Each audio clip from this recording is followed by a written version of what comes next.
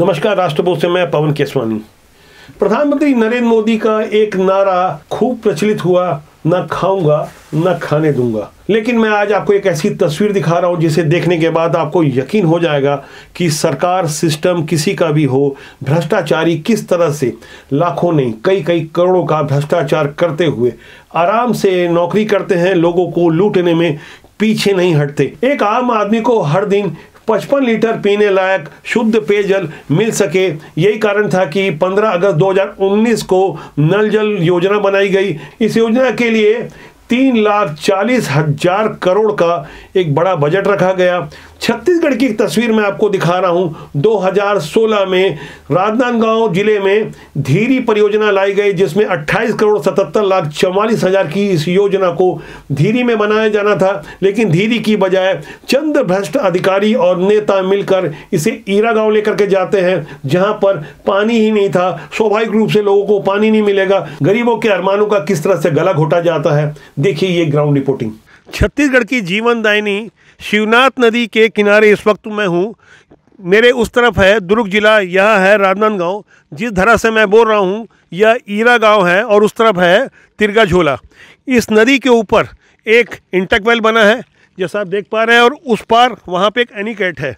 और शासन की योजना थी कि यहाँ लोगों को बेहतर पानी मिले, बेहतर सुविधा मिले, इसके लिए व्यवस्था की गई 2017 से। उसके बाद सिलसिलेवार ढंग से जो भ्रष्टाचार हुआ उसकी मैं जानकारी दूंगा। अक्सर मैं राजीव गांधी के उस बयान की चर्चा करता हूं, सन 1985 में जब उन्होंने कहा था हम केंद्र से 1 रुपये भेजते हैं तो 15 पैसे ही आम जनता तक पहुंचता है। राष्ट्रबोध की इस कड़ी में आज मैं आपको लोक स्वास्थ्य यांत्रिकी विभाग यानी PHE छत्तीसगढ़ में किस तरह का भ्रष्टाचार चलता है, किस तरह से योजनाएं दम तोड़ती है, सिलसिलेवार ढंग से मैं आपको बताऊँगा। मेरे पास वो कागजात हैं, ढेर सारे सबूत हैं, लेकिन कार्रवाई भ्रष्ट लोगों के खिलाफ नहीं हो रही है। योजना करीब 28 करोड़ से बढ़कर 42 करोड़ तक पहुंच गई, लेकिन अभी तक लोग बदनसीब बने हुए हैं।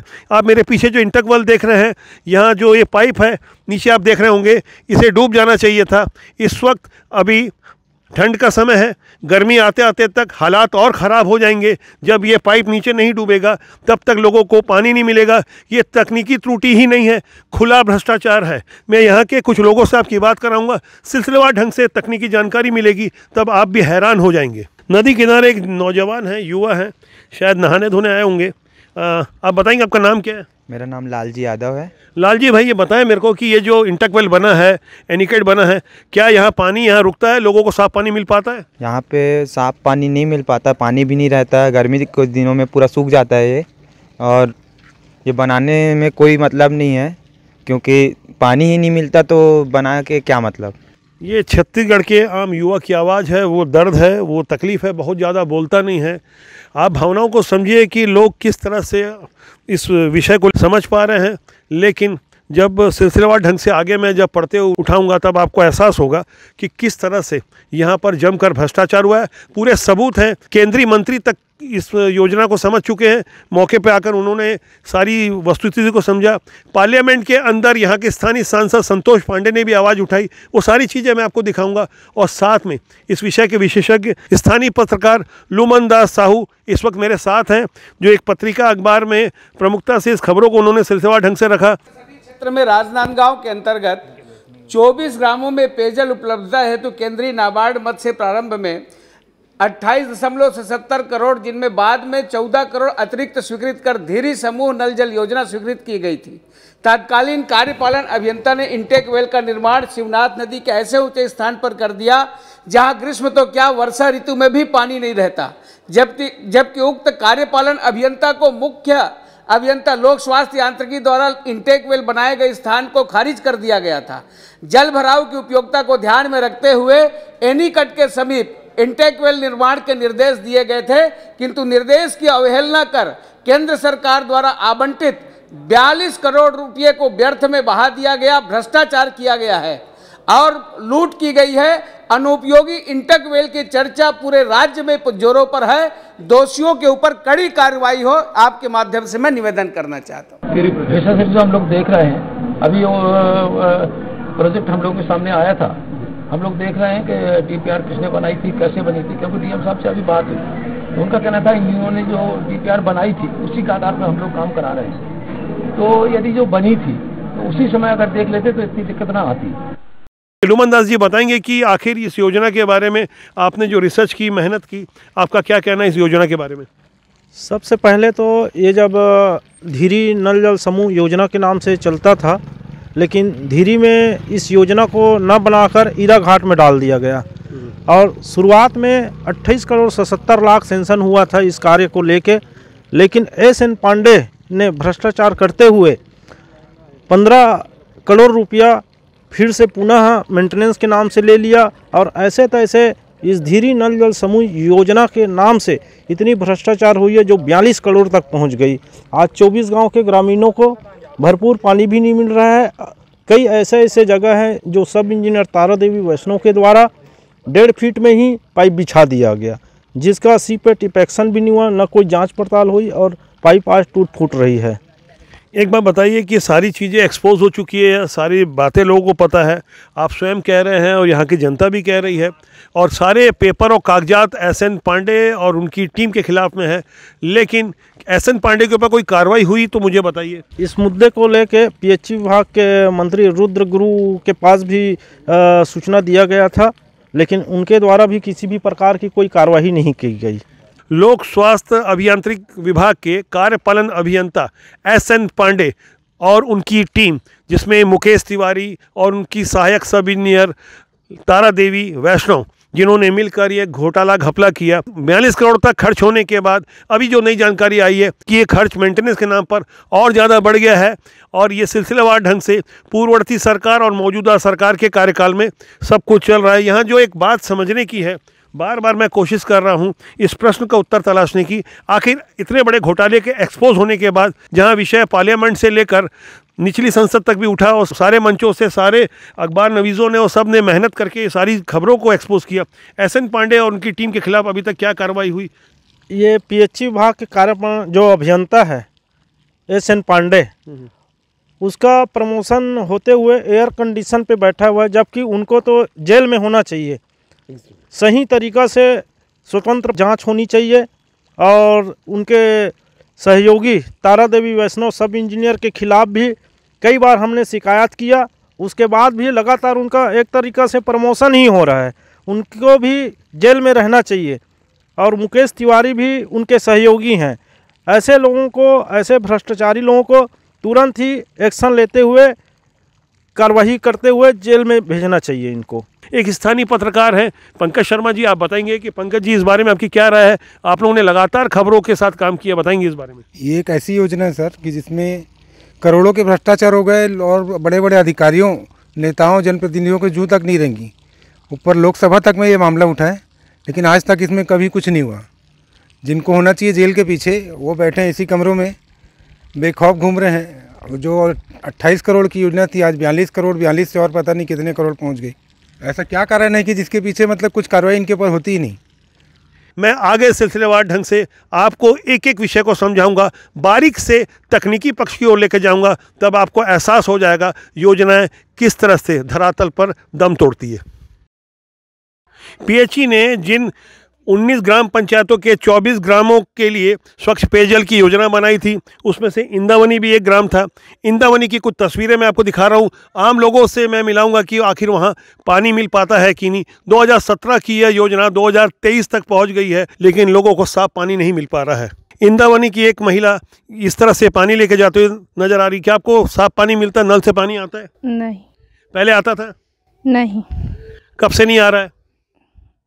जब से नल लगे तब से पानी नहीं आता। पानी नहीं आ रहा है, बोल रहे हैं बार बार सरपंच को।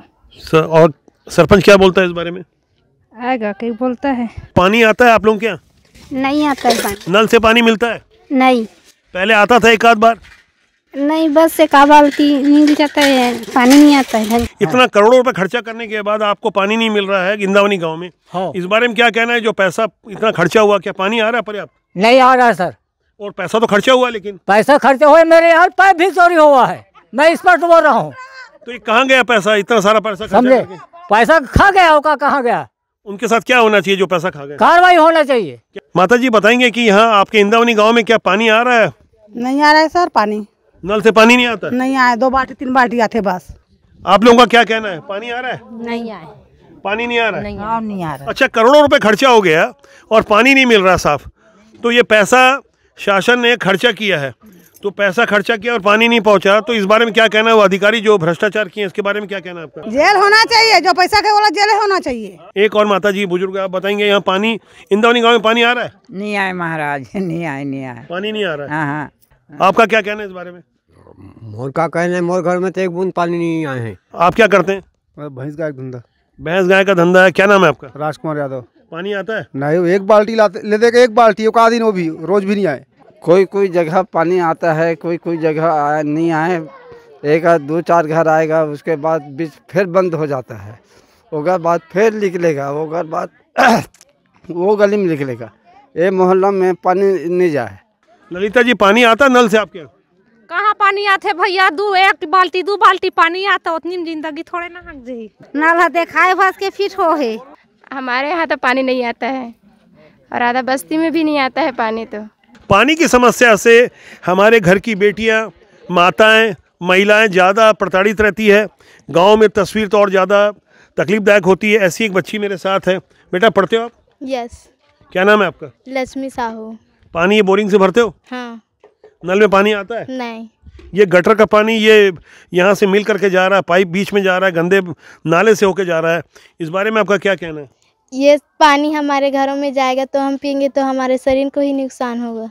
इतनी सरल सी बात, दिल से कही बात, उन तकनीकी जानकार विद्वानों को समझ में नहीं आ रही है, जिन्होंने मिलकर लूटा है, बर्बाद किया है, गांव के अरमानों का गला घोटा है।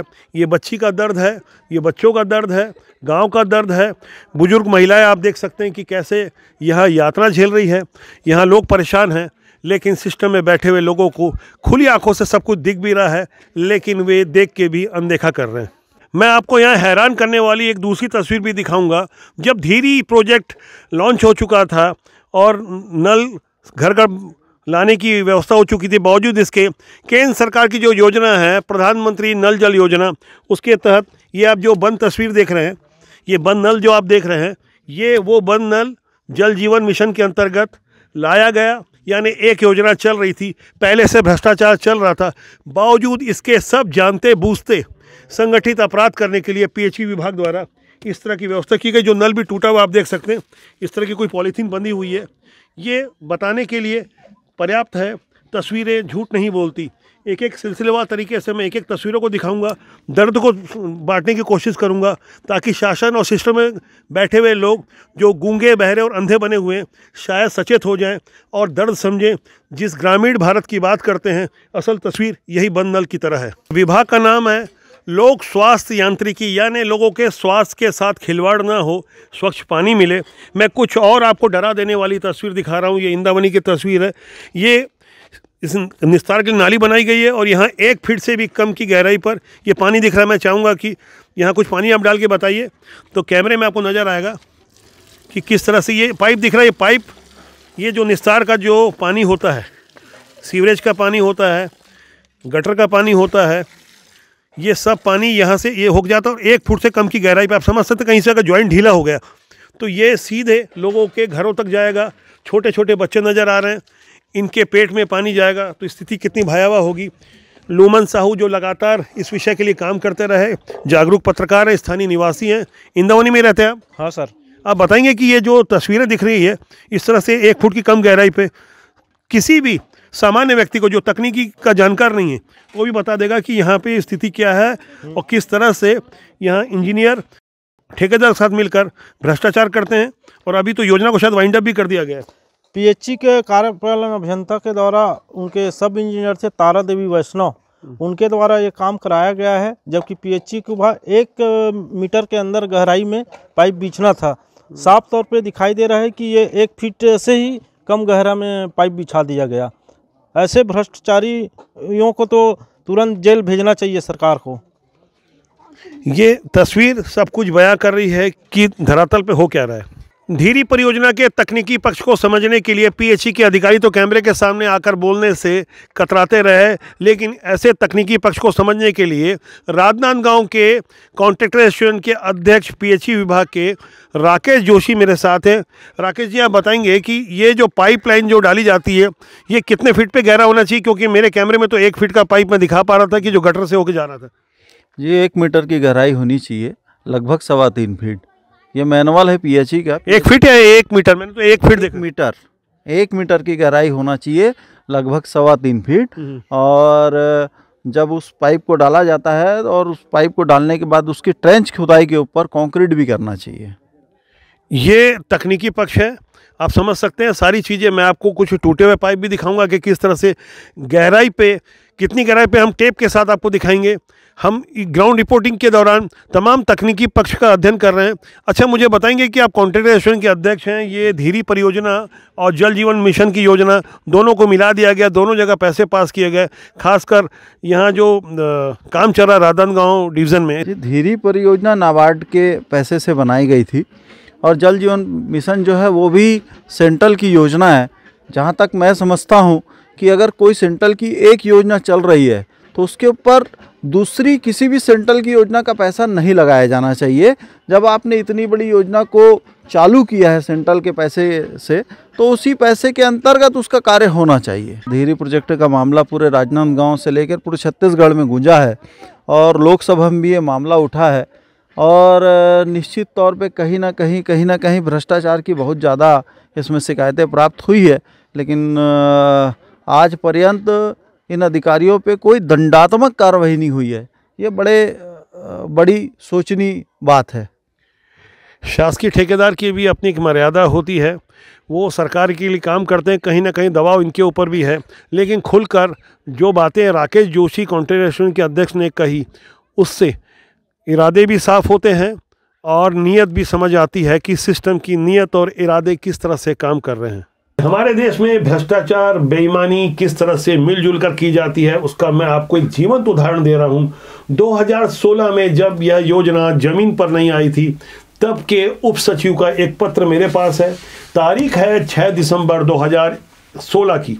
यह पत्र है जिसमें साफ तौर पर डॉक्टर ML अग्रवाल, उप सचिव, छत्तीसगढ़ शासन लोक स्वास्थ्य यांत्रिक विभाग की ओर से यह पत्र लिखा गया है उस समय के प्रमुख अभियंता को, और साफ तौर पर इस पर आपत्ति प्रकट की गई है और बताया गया है कि मौके पर जाकर भ्रमण किया गया तो पाया गया धीरी परियोजना के लिए इंटरक्वेल जिस ईरा ग्राम में बनाया जा रहा है वो सरासर अनुचित है, क्योंकि वहां पानी नहीं रुकता है, एनीकेट काफी दूर है। सारी बातें लिखने के साथ जो भ्रष्टाचार के आरोपी उस समय के कार्यपालन अभियंता हैं, उनकी एक सिफारिश का भी उल्लेख किया गया है। इस पर आप गौर करें, जैसे कि इस पत्र में आप देख पा रहे हैं 158.36 लाख यानी 1,56,36,000 रुपए की बचत होगी।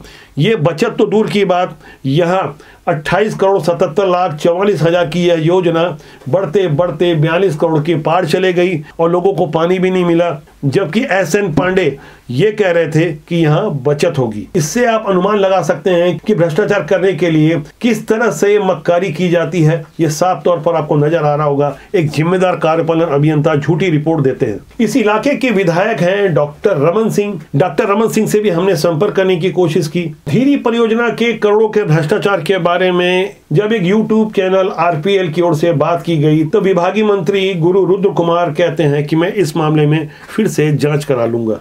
मैं दोबारा उसमें नए सिरे से जांच करा लेता हूं और जो भी दोषी अधिकारी होंगे, भ्रष्टाचार जो पाया जाएगा उसके हिसाब से उस पर कार्रवाई की जाएगी। अब मैं आपको जिला पंचायत अध्यक्ष गीता साहू से जो मैंने बात की वो मैं आपको सुना रहा हूँ। हेलो। हाँ जी, गीता साहू जी बोल रही है? जी जी। हाँ जी, नमस्कार। मैं राष्ट्रबोध मीडिया ग्रुप से बोल रहा था जी।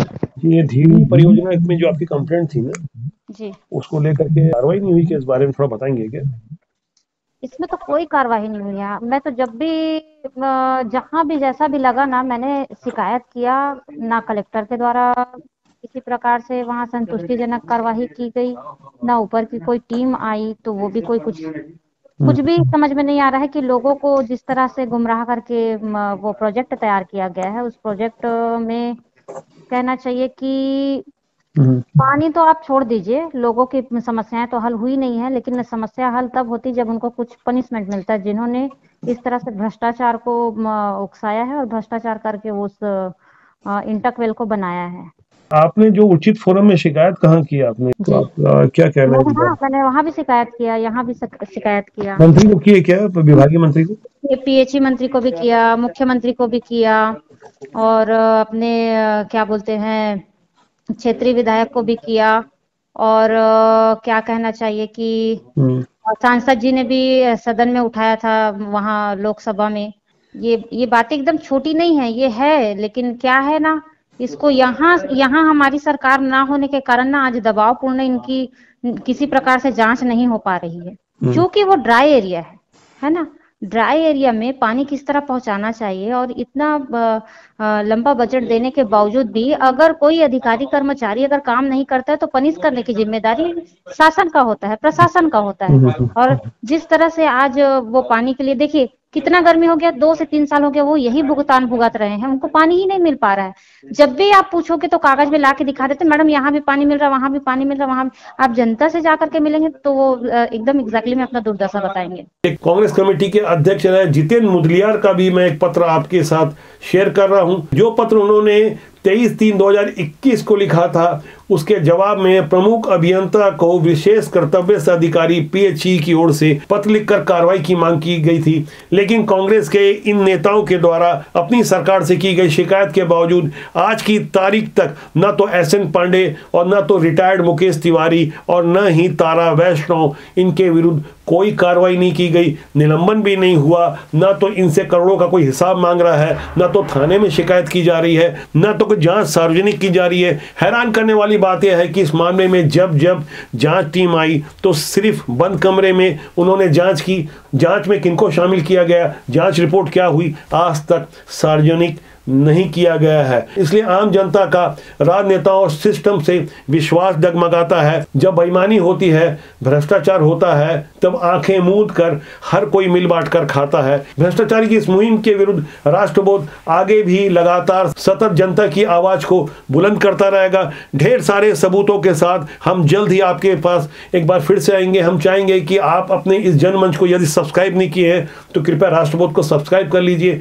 कमेंट सेक्शन में जाकर ऐसे मुद्दे पर अपनी राय जरूर रखें, ताकि शासन और सिस्टम के अलावा हम कानून तक ये बात लेकर के जाएं, ताकि भ्रष्ट लोगों की जो असल जगह है वहां उन्हें भेजा जा सके। नमस्कार।